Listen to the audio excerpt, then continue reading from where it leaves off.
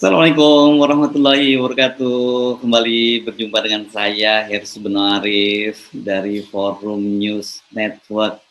Saya akan mengajak Anda kembali untuk mengupdate, untuk mengikuti perkembangan skandal pembunuhan berencana Brigadir Polisi Yosua yang didalangi oleh mantan Kepala Divisi Propam Irjen Pol Verdi Sambo.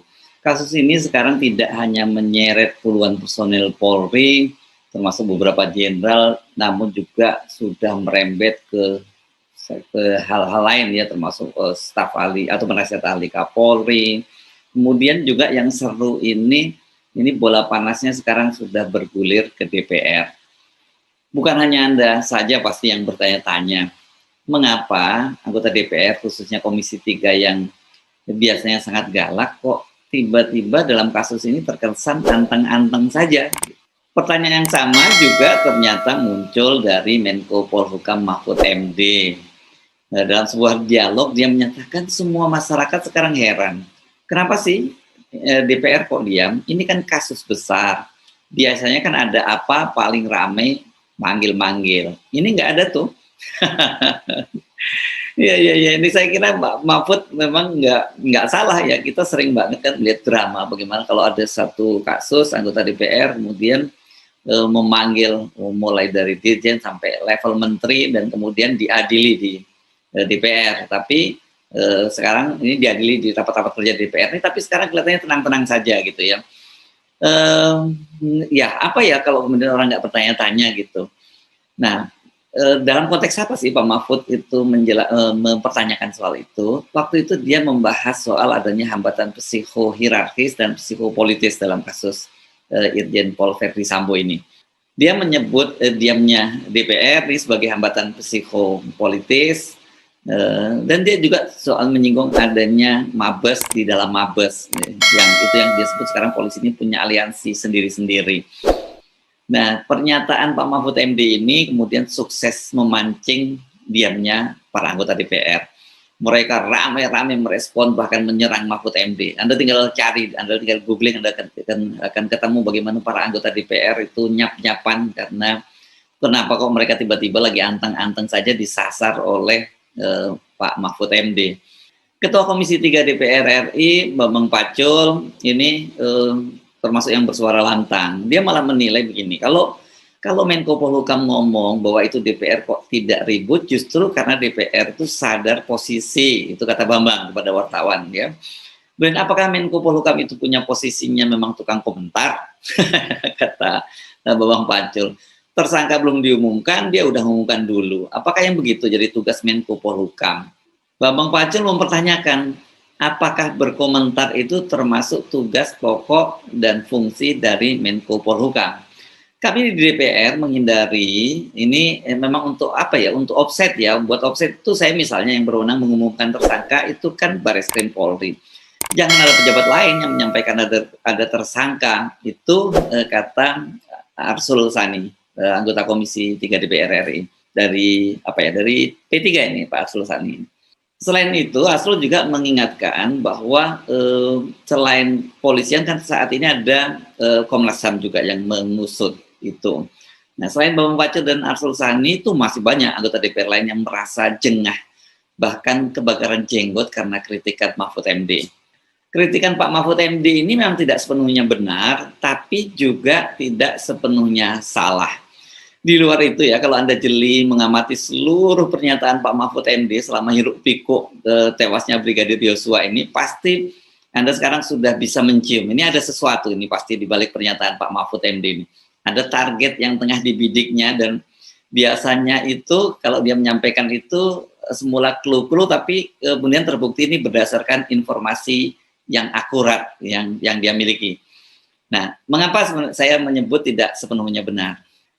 Kalau Anda mengikuti kasus ini sejak awal, kan sehari setelah Mabes Polri mengumumkan kasus itu ya pada tanggal 11 ya, ini peristiwa tanggal 8 tapi baru diumumkan pada tanggal 11 Juli 2022, sehari kemudian Bambang Pacul sebagai Ketua Komisi 3 itu langsung mengadakan jumpa pers. Alasannya pada waktu itu dia banyak sekali mendapat pertanyaan dari wartawan, dan wartawan itu kemudian mendapat satu clue dari Pak Bambang Pacul yang menilai bahwa ini kasus ini memang janggalnya ampun-ampun. Saya sendiri kemudian juga mulai menduga-duga ketika Pak Bambang Pacul waktu itu menyatakan mudah-mudahan nanti Mabes Polri bisa membuat press release yang lebih baik.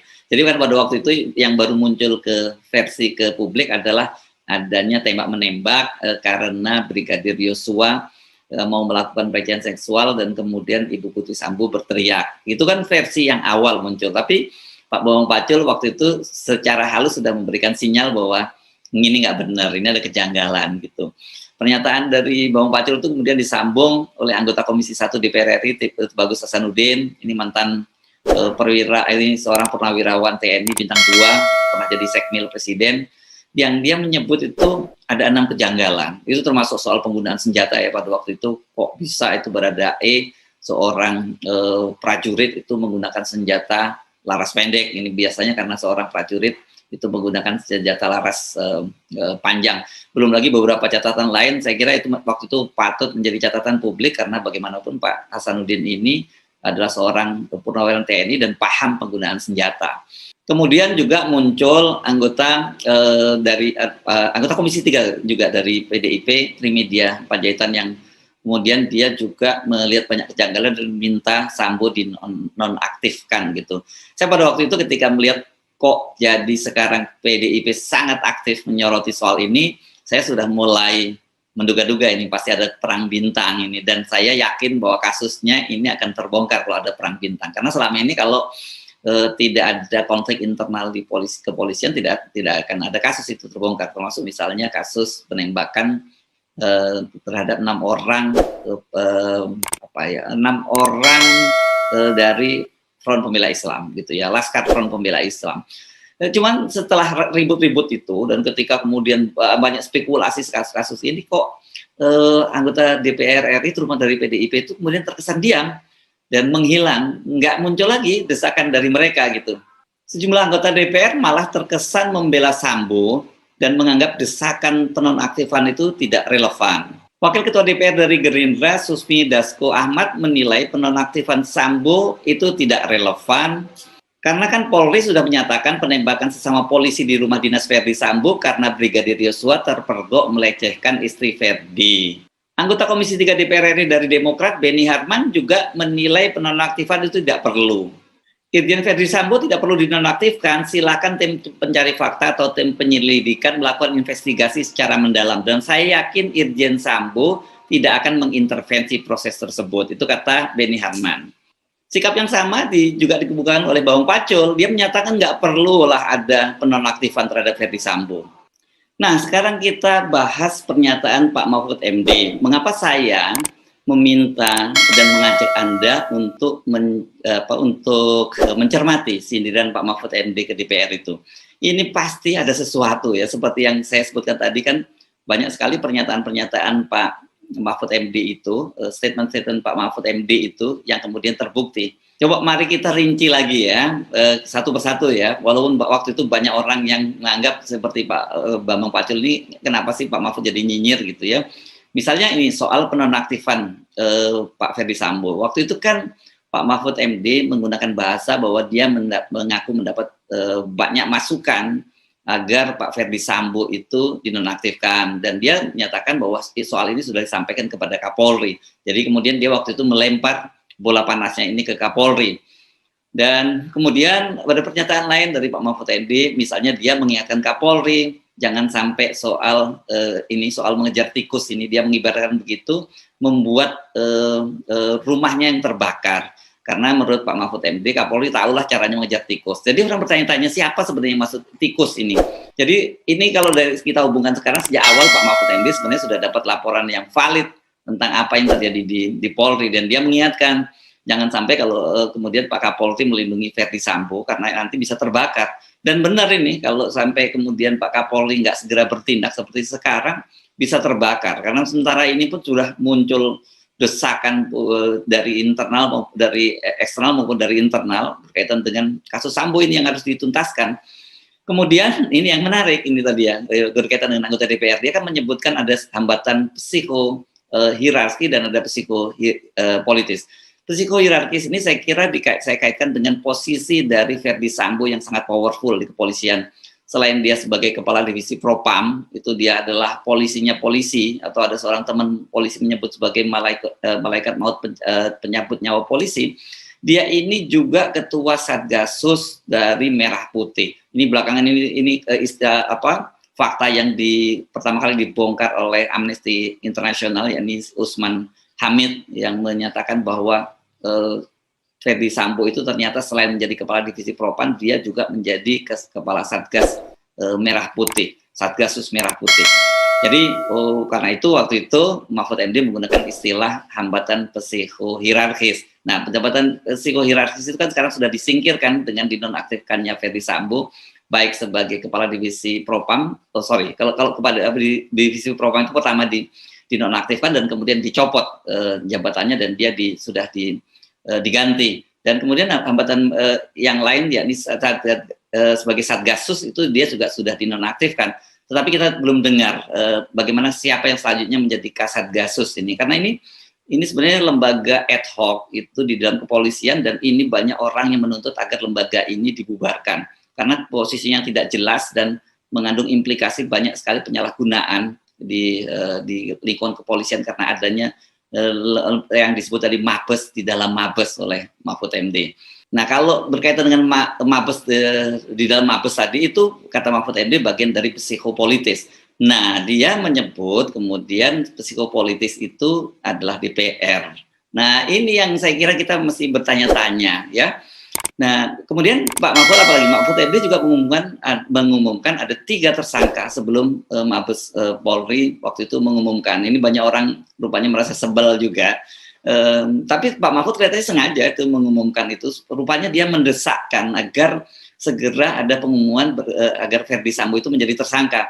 Dan memang sehari kemudian setelah Pak Mahfud MD mengumumkan sudah ada tersangka baru itu, Mabes Polri kemudian mengumumkan adanya tersangka ketiga dan kemudian juga menonaktifkan bukan menonaktifkan, kemudian menahan Pak Verdi Sambo. Pada waktu itu kan masih statusnya sebagai melanggar kode etik. Jadi semua yang disampaikan oleh Pak Mahfud MD itu terbukti, itu akurat. Jadi dia sebenarnya sudah punya info-info itu. Bedanya mungkin kalau Mabes Polri sengaja menahan dengan berbagai pertimbangan, kalau Pak Mahfud MD sengaja itu membocorkan kepada media, kepada publik, supaya dengan begitu dia mendapat dukungan oleh publik untuk mendorong internal polisi untuk segera mengambil langkah. Saya kira itu yang dilakukan oleh Pak Mahfud MD, karena kemudian kan kita tahu juga Pak Mahfud MD kepada media, dia menyatakan bahwa terima kasih atas peran Anda semua, itu termasuk juga LSM, NGO, dan civil society, sehingga kasus ini bisa dibuka secara transparan. Jadi sebenarnya pada waktu itu Pak Mahfud MD sengaja melempar informasi-informasi yang dia ketahuinya agar menjadi wacana publik, kemudian publik itu mendorong ini menjadi satu diskursus yang menghebohkan di media, dan mau tidak mau akhirnya lingkungan kepolisian termasuk Presiden Jokowi mengambil langkah-langkah, dan sehingga sekarang terbukti polisi sudah menetapkan 4 orang sebagai tersangka, dan salah satunya adalah Verdi Sambo sebagai dalang dari pembunuhan itu. Jadi kalau tadi Pak Mahfud misalnya menyebut hambatan psikopolitis itu adalah soal mabes, di dalam mabes itu memang sinyalemen itu menjadi sangat serius, karena kemudian kan orang melihat bahwa alotnya penetapan Verdi Sambo itu dikaitkan dengan posisinya sebagai Kasatgasus. Ini dia banyak menyimpan rahasia soal ini. Jadi dan dia Pak Mahfud juga menjelaskan soal adanya aliansi sendiri-sendiri. Kan kita tahu bahwa proses penetapan Verdi Sambo ini sangat alot, dan kemudian ada 3 jenderal polisi, yakni Kepala Bareskrim, kemudian Baitelkam, dan juga Irwasum yang menghadap ke Kapolri, dan sehingga akhirnya Kapolri memutuskan untuk menetapkan Verdi Sambo sebagai seorang tersangka, salah satu tersangka.